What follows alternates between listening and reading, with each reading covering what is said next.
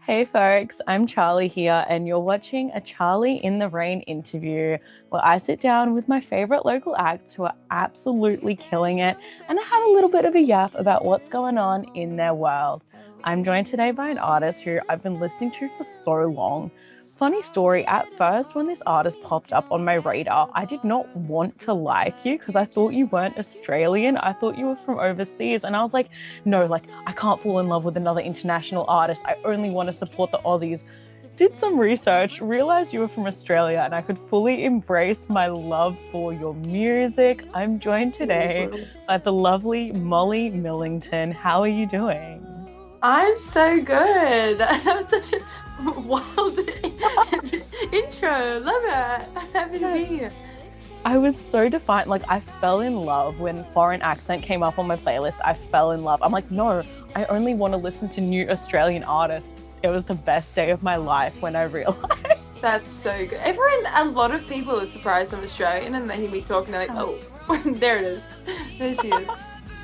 Yeah. Yeah. Oh, I love it. I love that you're one of us. We can claim you. We can What claim your is you talent. guys? Yes, claim it.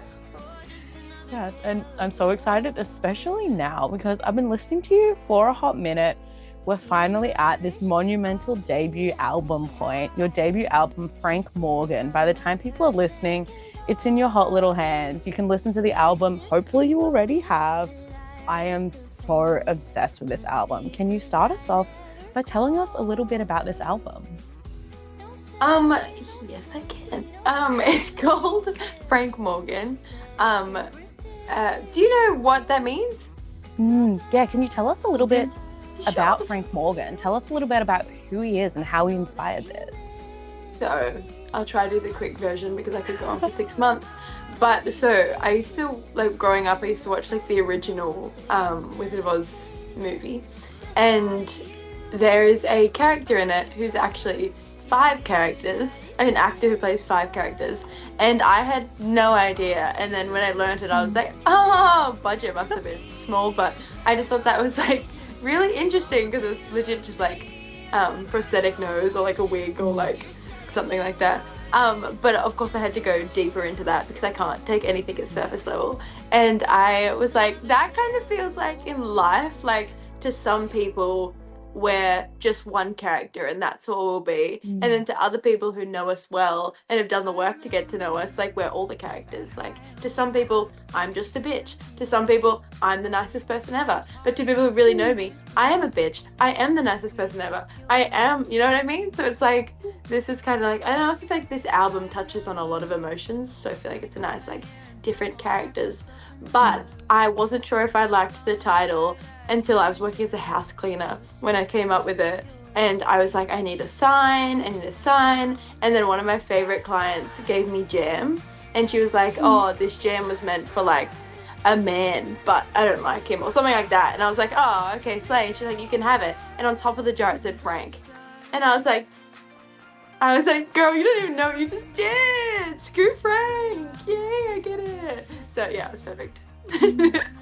Yeah, I love it because I get really in my head about certain things, and the idea of like perception is a big thing for me. Like Yeah. the fact that everyone in your life or everyone who's like not even part of your life, they just like walk through it or you walk Yeah. past someone, they have an idea on who you are. They have Yeah. in their head their own image, their own character that you play. And it's just like you have no control, you have no knowledge of what the character someone else thinks you are is. Like it's It such actually a eats me up. freaky Yeah. thing. Yeah. You have to Yeah. release it. It's I oh, can't. but you can't. It's so easy to think about it. Like, who do you think I am, and who do I think you are? It's such like a labyrinth you get sucked into. Yeah. 100%. Yes, and so we're playing a lot with with the idea of different characters and perceptions on this album. Was there a certain role or a character you found yourself most identifying with or feeling at home with whilst you were creating this album, or were you like slipping in and out of all these different characters? I think I let myself step out of the box that I put myself in, and I let myself be whatever character. You know what I mean? Like, as in, even like also genre wise, like when you talk about playing the Yeah. characters and genres, I think I was like, this can become any genre it needs to be, as long as it sits well with me and it works well with the whole project. I can be anything. So I think it was nice to kind of like let myself fall into whatever it was gonna be, and yeah, just be whatever character was happening on that day, and not having to stick to the same thing, I think.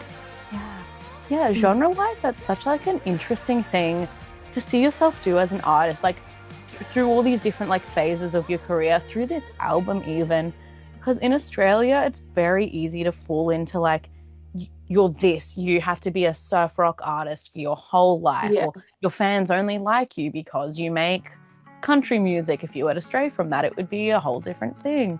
So to see an artist like yourself be able to be like, yeah, I had like, real like aggressive pop songs. Does that make sense? Like they're poppy pop. I love poppy pop. And then you're like too. coming through some of the tracks on this album. I was fully like, I stopped, I was like, this is so like yeehaw country vibes. I'm obsessed. But like if you played some of these songs like just randomly, you could easily think they're from two different artists or two different projects, even how much they can like flow through different things. What's it felt like as an artist and as such a creative person yourself, with all the fashion and all the different creative endeavors you do, to be able to step through these different genres and like almost different lives through these creative pursuits?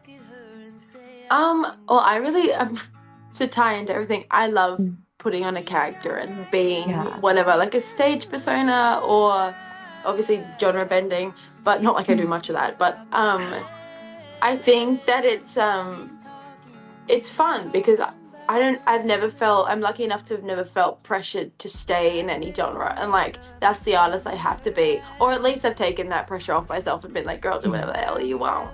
But yeah, sorry, my rabbit is ripping up its cage. I love playing like different, just watching her tear a hole in it. Yeah, I just love playing characters, and whether that's outfit wise or that's attitude wise or genre wise, something I think I'll continue to do, and you never know what genre the next album will be. But yeah, well, I don't even know, so we'll find out together. Yeah. Okay, as long as it's not like a pivot to hardcore rap, I feel like that might be a bit much for me to wrap my head around. I was feeling that.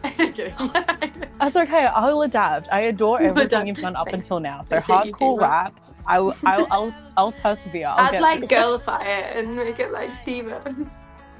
Yeah, do like TK Maidza style like rap R&B. Oh, hell I'd eat that up actually.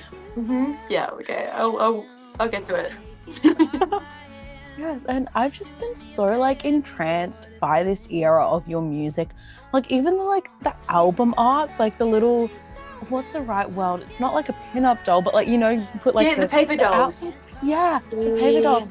I've been so obsessed with like every aspect of this era, of this like album run for you. Can you tell us a little bit about like the mood board, the like visual inspirations, or like even the sonic inspirations for Frank Morgan?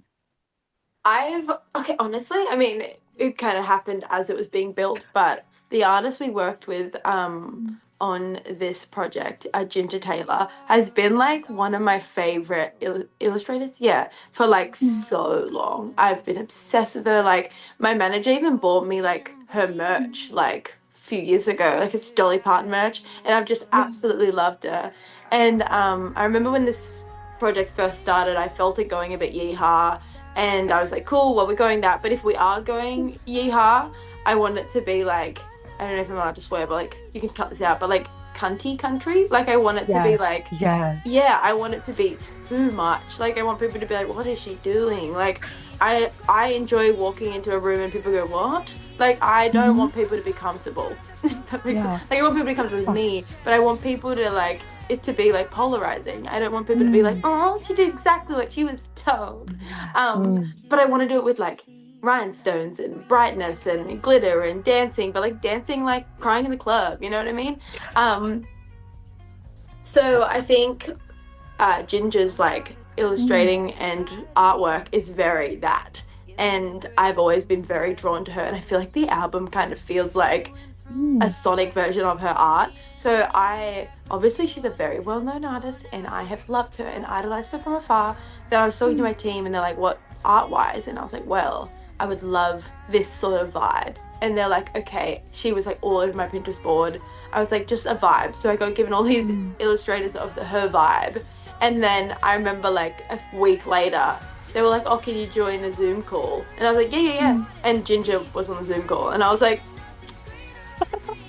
so, This is so normal right now. yeah. And I'm so lucky to have her on this project. But I was on my way back just gotten back. I was not at the airport, I was at the train station. I just I was like an hour off the flight from Japan. And I was walking, like getting on a train to come home. And I had never met Ginger in person, only on Zooms. And it was like we were in like a cowboy movie. Like we both stopped with our guns, and I was like, what? Yeah, and she's like, what? And I went, Molly? And I went, Ginger? And it was like, they're nice. She's from Melbourne, but she was just visiting her parents. And it was like the cutest. I felt like I was like meeting a side of my project. I was like, this is the other side of my project. Anyway, I feel like, yeah, that's kind of it. That's the vibe behind it. And the Pinterest board was very bright, very country, very silly, bit whimsy. And yeah, and now we're here. Oh, I love that so much. Sometimes fate just like it knows what's happening. The universe knows what's going on. Yep, it's so good. Yes, and genuinely, sometimes when I'm listening to music, sometimes I will deliberately play the song again, or I'll cue it up in my playlist just to look at the album art.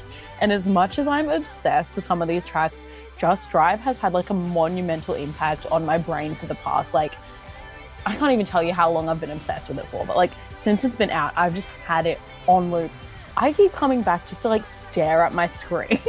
Oh, that's so good. And I'm like looking at the album art and I'm just like, I love it. It's gorgeous. So good to hear. Yes. Oh, I'm so obsessed with this album. It's in everyone's hot little hands right now as they're listening. I'd love to ask you, how would you suggest that we can best support this album, give it the love it deserves, give you the love you deserve now that it's out? Wow. Well, stream the hell out of it would be great.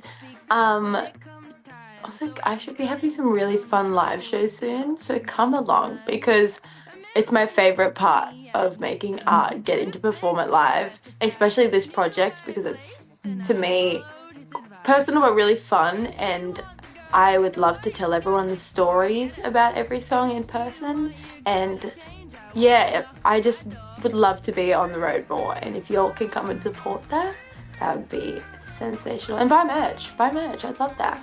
Even a nice, if you broke like me, a nice message, because that shit, I'd be smiling on the train. You send me a nice message, I go, oh. I would call my dad and I go, this person said this. Dad's always getting calls from like, every time I get a voice memo or something nice, I'm like, Dad, that was the nicest person ever. So like, yeah, shit like that really, because it's hard out there, shit like that keeps me going. But yeah, I feel like it's such an underrated thing. It's like, you do know you can like slide into your favorite artist DMs in like a completely like consensual and non-creepy way. You can be like, hey, like I've listened to your songs for 3 hours straight today. It takes you a second to type that message. Even the bigger artists, like it gets to everyone, and it's so nice. And like us as little kids are like me, 15-year-old me is grinning when someone goes, hey, that chick got me through stuff. I'm like, like it's needed. Like it may not be paying their bills, but it's paying their emotional bills, you know? And we appreciate it a lot, and it really affects me, and in a good way. Not as bad than in a bad way, but yeah, no hate messages. I was talking to an artist the other day who said she got like a hate email, and she's like, actually, it just made me keep going. It just made me feel like people are analyzing my stuff, and I'm like, there you go. No, because I don't, as I said before, I don't want to be an artist that makes everybody like, I love her, or like, the worst thing is when someone goes, oh yeah, she's fine. Hate me, please. Anything but have an opinion. Yes. So like, even the occasional, like, I get the occasional like mean thing, but it just makes me go, like I'm still pulling something out of like Greg from, you know, South Australia. Like and that bitch hasn't felt anything in years. This is great, you know. Yes, the feeling of like knowing you're taking up space in someone's brain. You don't know how unless they tell you. Yes. I like sitting pretty. I've got rent in a few people's brains. It's great. Oh, I love it. I love it. And I'd love to ask, I feel like this is one of my favorite things to know because it really inspires like the next time I go to listen to the album top to bottom. I'd love to ask what you would recommend is the ideal Frank Morgan experience. Like, where are we? What are we doing? What are the vibes when we press play on this album? Personally, I've listened to this album a lot on the train, and it's great. Even I sound so lame. I'm like, while cooking dinner. Even okay, road tripping's great. It feels like a very like, but it feels very like back and forth, like it's in your hands against the glass and it's raining, and then your hands out up the top and then woo. So driving's a great one, but that's so predictable. Go lay in a field, maybe. I don't think it's an album to be listen. Actually, it's whatever you want to do with it, but like, I feel like it's an album to like be with friends and listen and be like, oh yeah. Or I don't really think it's this is the first time I've even thought about this. I don't think it's like a lover album. Like, I don't think you're supposed to be like sitting with your partner being like, oh, it's not, I ain't no Lana Del Rey, love her, but I am not one to get it on this album. Oh no, I actually can't say that on a podcast, but I was like, just stop making me so comfortable. But yeah, like, I don't think it's an album to get it onto. It's not an album to get you going. I reckon actually stay out of your room when you listen to it. It's for okay. I did not need to say all that. I love it. You're contextualizing. It's such an important thing. Don't This press is real play time in the being mood. like, where should you listen to my album? But crazy. My friend puts it on because he has it, obviously. He's my best friend, and he'll like put it on when we're just like out. And I'm like, oh, I'm like, okay. No, like they can listen to it, but like, isn't like, I'm just like so like, oh, my best friend's putting my music on. But yes, I love support. Like, I listen to it wherever the hell you want to listen to it, but not with your lover. That's my one rule. No lovers in the room. Yeah, that's the reason it's not a Valentine's Day release. Like, you put the thought into this. You're like, we're waited an staying extra week and a away. bit. Yeah, I was like, stay away. No love. Friendship only. Yes, we just need like the My Little Pony friendship is magic, and it's all it's gonna be. Oh my gosh, maybe we can do merch that's like that. My Little Pony. No lovers. Yeah. Oh, that's so good. Oh my god. Now, I hope you know I'm just gonna be thinking about My Little Pony when I go in for my next listen. But I'm obsessed That's with exactly what I want to give to people. My Little Pony, bring it back. Yeah, love that. Oh. I'm so obsessed. I genuinely, I love this album. I was like raised, my dad used to play so much like country music growing up, and my mum used to play so much pop music. So this is kind of just like it's a fusion. It's so me. I'm your mom and your dad. Surprise! You've reached your target audience so successfully here. Slay. Hell yeah! Hey dad. Hey mom. I'd love to ask.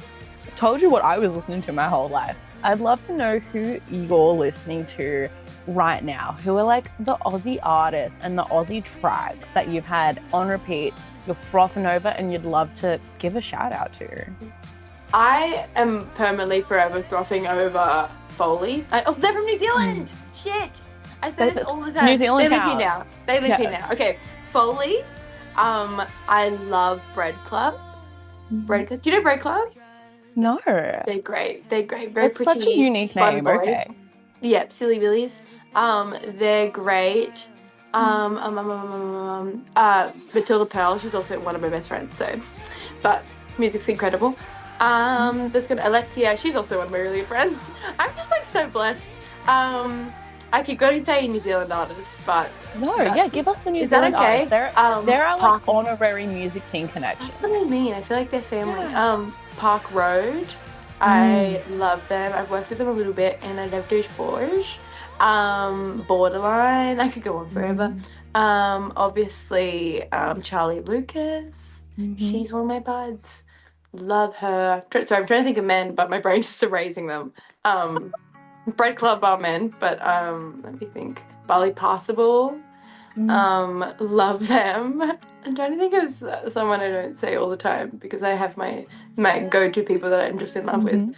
Men. I'm really trying. Support you. Oh, Junior. Do you know Junior? Yes. Yeah. Yes. Forever. Love Junior. Daphne's also in my band. And one of my favorite humans ever. There's got to be more there. I have dated half of the people that I'm trying not to say, so I'm like, we can't give them any support. Valid. Not in Again, this public. album is not for lovers, not even It's for not exes. for Keep them lovers, away. guys. Not for you. Sorry. Oh, I love Boy Soda. Yeah. Great. Okay, I'll finish that.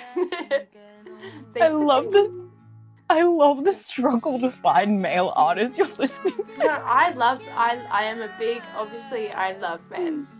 Just like my brain has to like, it's worked very hard to just not make them a focus. So I think now when I'm trying to support my friends, I'm like, or like just like Australian artists I love, I'm like, my brain really fights with it. But no. Yeah. Sorry, my friend just goes, "What's up, bitch?" That's people I love talk to me. Anyway. No, that's so real. 2026 That was a man is such ever. a year. There you go. I was going to say 2026 is such a year for decentering men. So, like, congratulations on that. But here's the thing. I was talking to my mum about this. Like, as in, like, I forcefully try so hard to decenter them to the point where it's still all that I'm thinking about. You know what I mean? Like, I'm they don't matter anymore. But I work so hard to pretend that they don't matter that I'm still making it a main focus. And I'm like, girl, clock off. Shift is done. Like, you're okay. But anyway. Okay, I love it. New Frank Morgan mission. Do not think about men. Even if the song is about a man, don't think about them. No, think about your dog. Yes. Yeah. Or your bunny in my case. Yes. Oh, forever angry at the fact we can't have pet bunnies up in Queensland. It's robbing me of my experience. I did. 1 second. I'll just give you a little bit of bunny love since you're. Yes.